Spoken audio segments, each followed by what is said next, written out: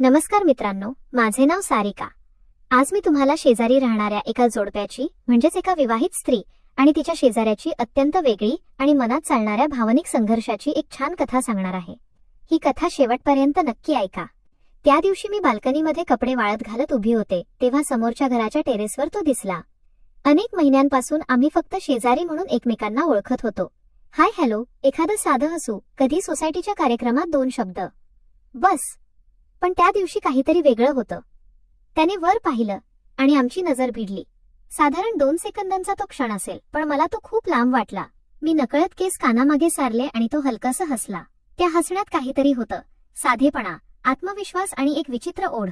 मी लग्न झालेली स्त्री होते, त्यामुळे अशा भावना मनात येणंही चुकीचं वाटायला हवं होतं। पण खरं सांगायचं तर त्या क्षणी माझ्या मनात एक हलकीशी धडधड सुरू झाली होती, जी मी स्वतःपासूनही लपवू शकत नव्हते। माझं लग्न प्रेमाचं नव्हतं, पण वाईटही नव्हतं। माझे नवरे चांगले माणूस होते, जबाबदार होते, घराची काळजी घ्यायचे, पण नात्यातली ती सुरुवातीची ओढ आता कुठेतरी कमी झाली होती।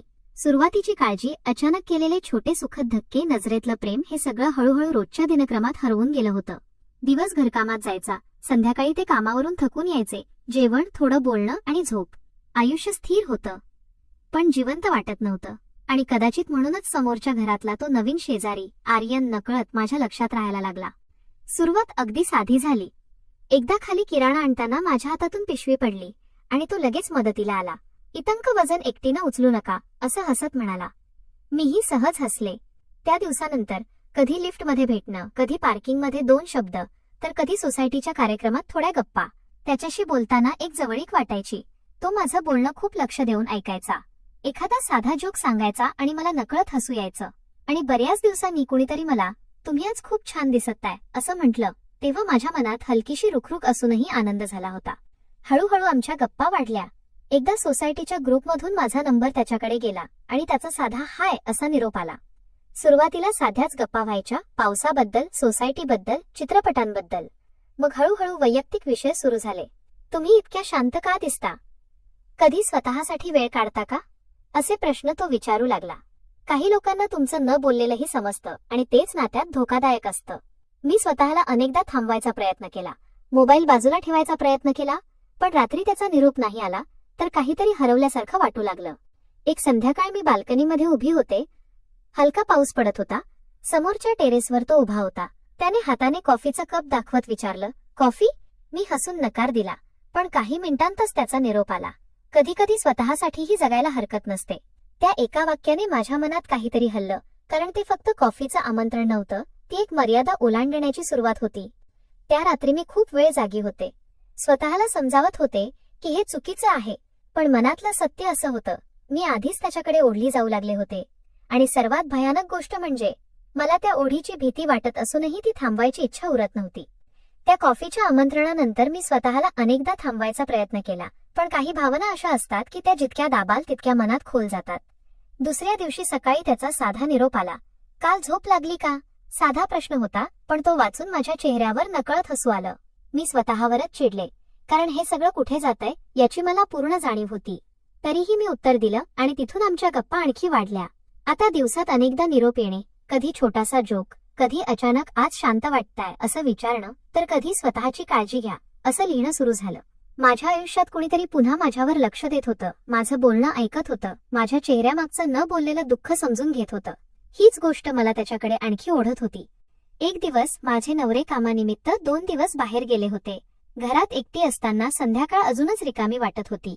तेवढ्यात त्याचा निरोप आला, कॉफी आता तरी? मी बराच वेळ स्क्रीनकडे पाहत राहिले।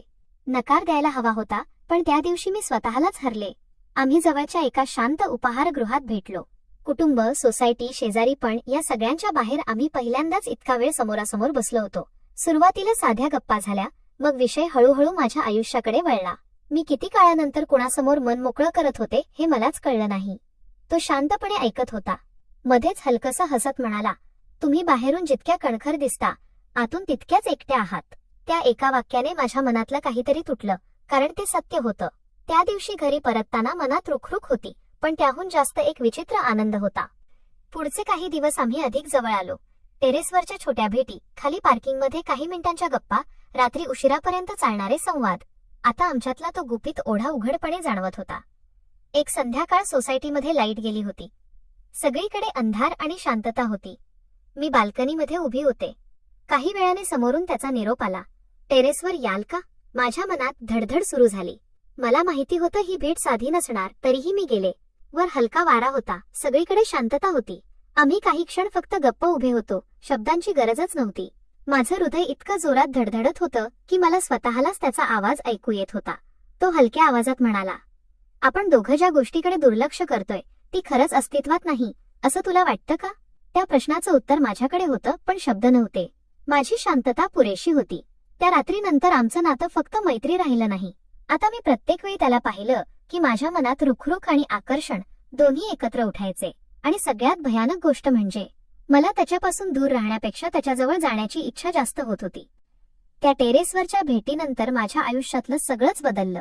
आता मी स्वतःला कितीही समजावलं तरी सत्य बदलत नव्हतं. मी त्याच्या प्रेमात पडत होते. सकाळी उठल्यावर पहिला विचार त्याचा असायचा. रात्री झोपण्याआधी शेवटचा निरोप त्याचाच असायचा. माझ्या आयुष्यात अनेक वर्षांनी कुणीतरी मला पुन्हा जिवंत असल्यासारखं वाटू देत होतं. पण त्याच वेळी प्रत्येक आनंदाच्या मागे एक टोचणी उभी असायची. कारण मी लग्न झालेली स्त्री होते. माझे नवरे वाईट माणूस नव्हते. त्यांनी मला कधी त्रास दिला नव्हता. फक्त आमच्यातलं नातं हळूहळू रिकामं झालं होतं. आणि त्या रिकाम्या जागेत आर्यन आला होता. काही दिवसांनी आमच्या भेटी अजून वाढल्या. कधी सोसायटीच्या कामाच्या नावाखाली, कधी किराणा आणताना, तर कधी टेरेसवर. प्रत्येक भेटीत आमच्यातलं अंतर कमी होत होतं. शब्दांपेक्षा नजरा जास्त बोलू लागल्या होत्या. एक संध्याकाळ माझे नवरे पुन्हा कामासाठी बाहेर गेले होते. बाहेर पाऊस पडत होता. घरात एकटी असताना विचित्र बेचैनी जाणवत होती. तेवढ्यात त्याचा निरोप आला, आज खूप पाऊस आहे आणि तुम्ही एकटे आहात. तो निरोप वाचताच माझ्या छातीत धडधड वाढली. काही मिनिटांतच दारावरची बेल वाजली. दार उघडलं तर समोर तो उभा होता, पूर्ण भिजलेला, पण चेहऱ्यावर नेहमीच ते शांत हसू. त्या क्षणी मला दार बंद करायला हवं होतं, पण मी बाजूला झाले. तो आत आला. काही क्षण आम्ही फक्त शांत उभे होतो. हवेत एक विचित्र ताण होता. मी काही बोलण्याआधी तो हलक्या आवाजात म्हणाला, हे चुकीचं आहे, माहिती आहे, पण मी स्वतःला थांबवू शकत नाही. त्या शब्दांनी माझ्या मनातलं शेवटचं बंधनही तुटलं. त्या रात्रीनंतर आमचं नातं खरंच एका गुप्त संबंधात बदललं. आम्ही एकमेकांशिवाय दिवसाची कल्पनाही करू शकत नव्हतो. भविष्याबद्दल बोलणं सुरू झालं. जर आयुष्य वेगळं असतं तर अशा वाक्यांनी आमच्या गप्पा भरून गेल्या. मला वाटायला लागलं की कदाचित हेच खरं प्रेम आहे, जे मला इतकी वर्ष मिळालंच नाही. पण खोट्यावर उभं राहिलेलं नातं कायम लपून राहत नाही. एक दिवस माझ्या नवऱ्याने माझ्या मोबाईलमध्ये आमचे निरोप पाहिले. त्या क्षणी माझ्या आयुष्यातला सर्वात मोठा धक्का मला बसला. मला वाटलं ते ओरडतील, घरात मोठा गोंधळ होईल, सगळं संपेल, पण ते पूर्णपणे शांत होते. त्यांच्या त्या शांततेने मला जास्त तोडलं. त्यांनी फक्त एवढंच विचारलं, तो तुला माझ्यापेक्षा जास्त आनंद देतो का? त्या एका प्रश्नाने माझ्या डोळ्यांत अश्रू आले, कारण उत्तर खोटं देता येत नव्हतं. पुढचे काही महिने खूप कठीण गेले. भांडणं, प्रश्न, तुटलेला विश्वास आणि कुटुंबाचा राग. शेवटी माझं ते लग्न तुटलं.